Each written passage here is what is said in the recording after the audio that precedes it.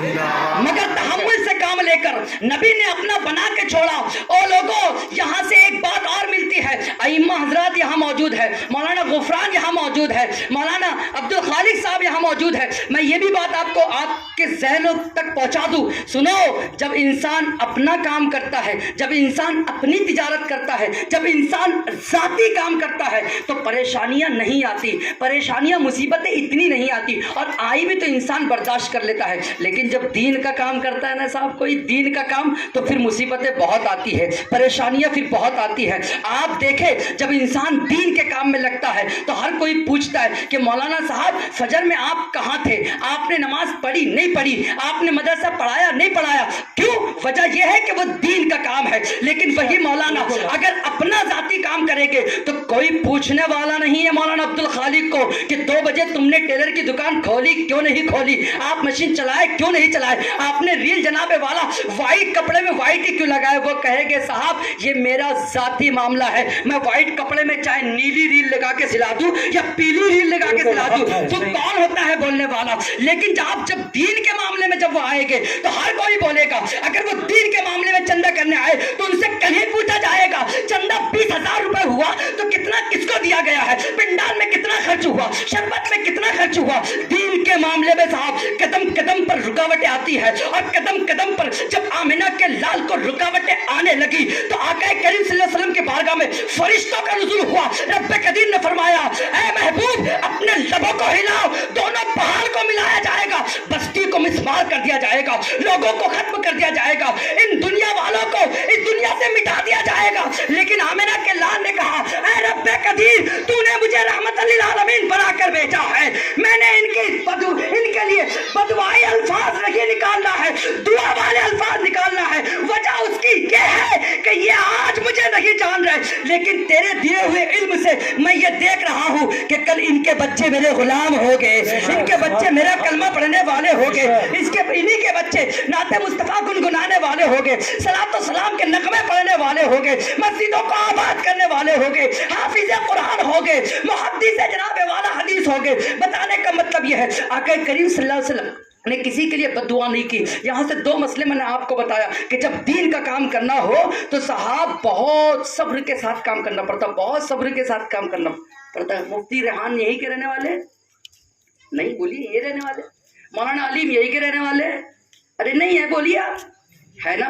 اسی طریقے سے مولانا ایاز یہی کے رہنے والے؟ آپ بتائیں، اور بہت سارے بچے، یہ بچہ اٹھا یہ بھی مدرسہ چلا گیا ابھی، معلوم نا؟ صحیح بولا نا؟ صحیح بولا کہ نہیں بولا؟ کتنے سال کی عمر میں بچے کو مدرسہ ڈالتے ہو آپ؟ کتنے سال کی عمر میں؟ بولیے کتنے سال کی عمر میں بچے کو مدرسہ ڈالتے ہو؟ 12 سال، 13 سال، 15 سال؟ ارے اس کی وہ عمر کس چیز کی ہے؟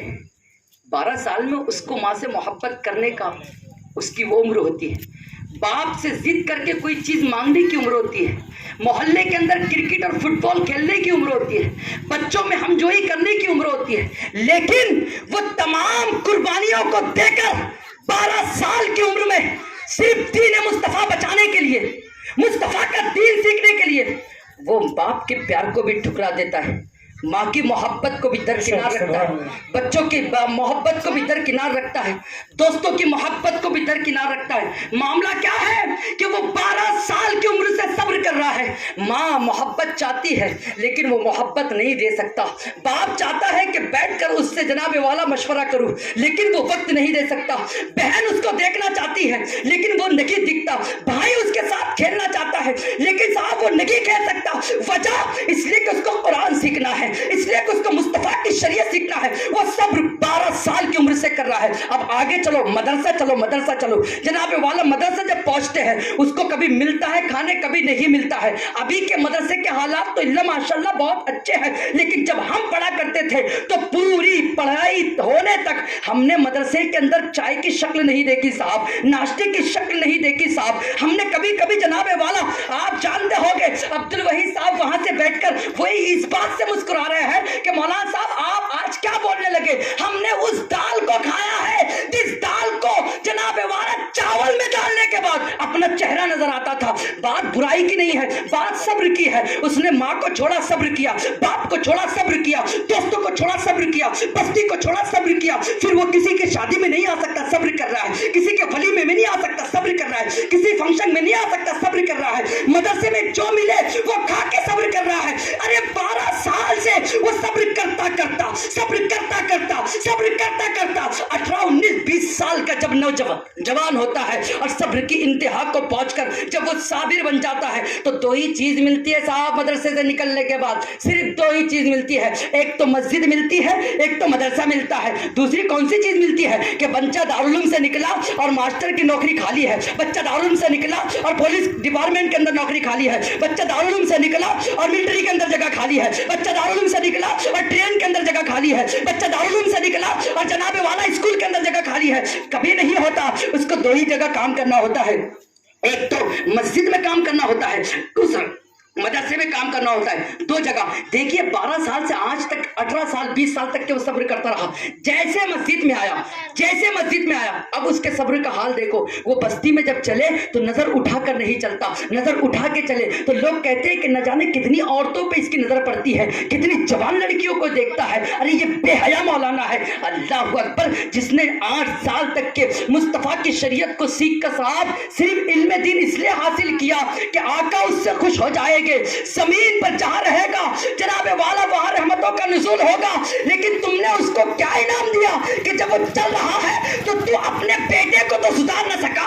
मौलाना पर नजर है तेरी कि मौलाना किधर देख रहा है, कहां जा रहा है, काय को जा रहा, कितने देर बैठा, काय को उठा, खड़ा क्यों है। इतनी नजर अगर तू अपने बच्चे पे रखता तो तेरा बच्चा चौक पर जाकर बीड़ी ना पी रहा होता, तेरा बच्चा चौक में जाकर पान ना खा रहा होता, तेरा बच्चा जाकर जनाबे वाला बाहर में आवारागर्दी ना कर रहा होता, तेरा बच्चा जाकर फिल्म दुनिया के अंदर फिल्म थिएटरों को आबाद न कर रहा होता। जितनी नजर मौलाना पर रखी जाती है, बात में मौलाना की नहीं कर रहा हूं, बात में सब्र की कर रहा हूं कि जब इंसान दीन सीख ले तो किसका दीन सीख रहे हैं मौलाना साहब, हाफिज साहब किसका दीन सीख रहे हैं। मुस्तफा पर उतरा हुआ कुरान आप पढ़ रहे हो, नबी की लाई हुई शरीयत आप पढ़ रहे हो। अरे जो पढ़ रहे हो तो इतना सब्र करना पड़ रहा है, जो कुरान लेकर आ रहा होगा उस पर कितना सब्र का पहाड़ टूट रहा होगा। आप सोचो, जो शरीयत लेकर आ रहा होगा वो कितना सब्र कर रहा होगा। उसके सब्र की इंतहा को कौन बयान कर सकता है, उसके सब्र के आलम को कौन बयान कर सकता है। आका करीम रऊफ रहीम सल्लल्लाहु तआला अलैहि वसल्लम के जानिसारों अंदाजा लगाओ कि मुस्तफा ने जो सब्र किया है उनके सब्र को पूरी दुनिया में तकसीम कर दिया जाए तो कोई भी उसका नेमल बदल बन भी नहीं सकता। इतना सब्र आका करीम सल्लल्लाहु अलैहि वसल्लम ने किया।